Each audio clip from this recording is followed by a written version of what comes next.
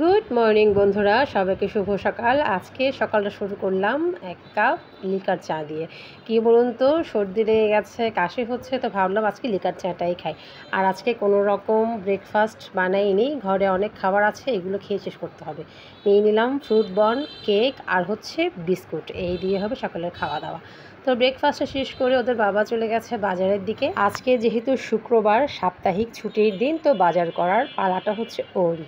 তো বাজারে গেছে আর আমি এদিকে আমার টুকটাক যত কাজকর্ম সব সেরে নিলাম। যেমন ধরুন ঘর গোছানো, বিছানা গোছানো, কিছু কাপড় ধোয়ার ছিল সেগুলো ভিজিয়ে দিয়েছি। শুক্রবারে তেমন কোনো বাড়তি কাজকর্ম আমি রাখি না, কারণ সাপ্তাহিক ছুটির দিন রান্নাবান্না কিছু করতে হয়, স্পেশাল দিন যেহেতু। আমার টুকটাক কাজকর্ম শেষ করতে করতে ও বাজার থেকে চলে এসছে। আর দেখুন নিয়ে এসছে এক আটি শাক। আজকে হওয়ার কথা বিরিয়ানি, আর ও নিয়ে এসছে শাক। ওনাকেই শাক দিয়ে বিরিয়ানি খাবে, চিন্তা করুন কেমন রুচি ওর। শাক দিয়ে না আজকে বিরিয়ানি খাবে, যার যেমন খাওয়ার ইচ্ছে আর কি। এখন যেহেতু শীত পড়ে গেছে, শাকটাই খেতে ভালো লাগে। তো আর কিছু মুদি দোকানের বাজার করা ছিল, সেগুলো করে এনেছে। কি এনেছে দাঁড়ান, প্যাকেটটা খুলি, তারপর দেখি কি এনেছে, আমিও দেখি আপনাদেরও দেখাই। প্রথমেই বেরোলো হচ্ছে শুকনো মরিচ। কালকে বাচ্চাগুলোকে স্কুল থেকে দিয়ে আসার পথে নিয়ে এসেছি জলপাইয়ের আচার করবো, এই জন্য শুকনো মরিচ, 5 ফোড়ন এনেছে। 5 ফোড়ন লাগবে আচারের মধ্যে। তারপর এনেছে হচ্ছে এখানটায় চা পাতা ছিল না। তারপরে দুধ ফুরিয়ে গেছিলো, দুধও এনেছে। তারপরে ডিম এনেছে। তারপর আনলো পেঁয়াজ, আর পেঁয়াজের যে দাম বাড়তি দিন দিন হচ্ছে, আপনারা কারা কারা পেঁয়াজ স্টোর করবেন করে ফেলুন। তো পেঁয়াজও নিয়ে এসছে এখানটায়। তারপর আনলো হচ্ছে বিরিয়ানির মশলা, এটা তো লাগবেই বিরিয়ানি রান্না করতে। তারপর এনেছে সরিষার তেল, এটা আচার করতে লাগবে।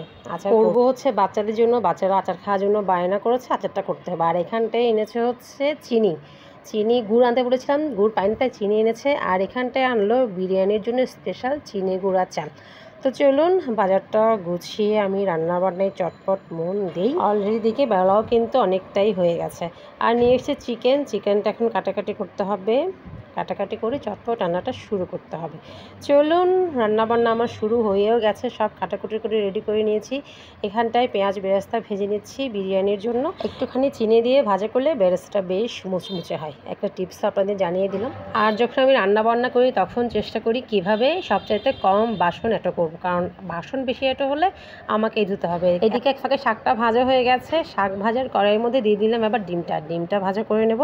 ডিমটা ভাজা হয়ে গেলে এদিকে বসিয়ে দিয়েছি একটা চনার ডাল দিয়ে মুরগির হাড়গোড় একটা তরকারি। হাড়গোড় বলতে এখানে পা দিয়েছি, গলা, তারপরে হচ্ছে গিলে মেটে যা সব দিয়ে একটা তরকারি হবে ঝোল ঝোল করে। আর এক পাশে বসিয়ে দিলাম চিকেন ফ্রাই, কারণ আমাদের ঘরে চিকেন আনলে চিকেন কয়েক টুকরা ফ্রাই করতে হয়, বিশেষ করে বাচ্চাগুলোর জন্য। তো লেগ পিস সহ কিছু সলিড মাংস এবার ফ্রাই করব। সিম্পল মশলা দিয়েছি এখানটায়, মরিচের গুঁড়া, হলুদ, মশলা, লবণ, এই বেশি কিছু দিইনি, একদম সিম্পলি কয়েক টুকরা চিকেন হচ্ছে এখন ফ্রাই হবে। চিকেনটাও আজকে মোটামুটি ভালো ওজনের ছিল, তাই লেগ পিসগুলো একদম বেশ বড় বড় হয়েছে। তো চলুন একদিকে চিকেন ফ্রাইটা বসিয়ে দিয়ে অন্যদিকে বসিয়ে দেবো বিরিয়ানিটা। ফাইনালি বসিয়ে দিলাম বিরিয়ানি। আর বিরিয়ানি রান্না কী শেয়ার করবো, সবাই তো রান্না করতে পারি আমরা বিরিয়ানির মধ্যে অবশ্যই দিতে হবে একটুখানি তরল দুধ। আর আমার কাছে তরল দুধ ছিল না, আমি দিয়েছি যেটা গুঁড়া দুধ, সেটাকেই তরল বানিয়ে দিয়ে দিয়েছি। তো বিরিয়ানি অলমোস্ট আমার ডান। চটপট রান্নাটা শেষ করে তারপর যাব ফ্রেশ হতে। তো চলুন আপনাদেরকে দেখিয়ে দিই বিরিয়ানির ফাইনাল লুকটা একটুখানি। ব্যাস হয়ে গেল আমার বিরিয়ানি। এবার ফাইনালি ওপর থেকে দিয়ে দেবো পেঁয়াজ বেরেস্তাগুলো, একটুখানি দমে রাখবো 10-15 মিনিট। দমে রাখতে রাখতে আমি গিয়ে চট করে স্নানটা করে এসে একদম কবজি ডুবিয়ে খাওয়া দাওয়া। সবাই ভালো থাকবেন, দেখা হচ্ছে নেক্সট ডে, টাটা।